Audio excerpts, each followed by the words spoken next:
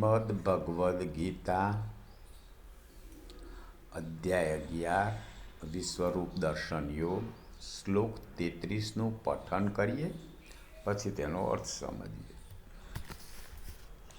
તસ્માત્ત્વમુત્તિષ્ઠ યશો લભસ્વ જીત્વા શત્રૂન ભૂસ્વ રાજ્યં સમુદ્રમ મય્યેવૈતે નિહતાઃ પૂર્વમેવ નિમિત્તમાત્રં ભવ સવ્યસાચિન. અર્થાત ભગવાને અર્જુનને કહ્યા છે કે હું એમનો કાળ છું પ્રતિપક્ષીઓનો, અને તું એમને નહીં મારે તો પણ એ મરાયેલા છે. માટે તું ઊભો થા, યશ મેળવ અને શત્રુઓને જીતીને ધનધાન્યથી સમૃદ્ધ રાજ્યને ભોગવ. આ સર્વ શૂરવીરો પહેલેથી જ મારા વડે હણાયેલા છે.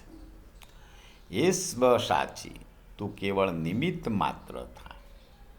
અર્જુન માટે ભગવાને સ્વ સાચી શબ્દ વાપરે છે. સ્વ સાચી એટલે ડાબા હાથ વડે પણ એ પોતે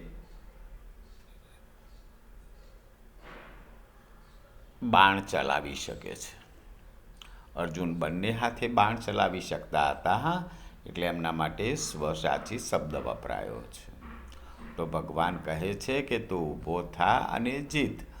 તું એ લોકોના મરવાથી ગભરાય છે, પણ એ તો મારા વડે હણાયેલા જ છે. અને તું ધન્ય ધ્યાનથી સમૃદ્ધ રાજને ભોગવ અને યશ પ્રાપ્ત કર. જય શ્રી કૃષ્ણ.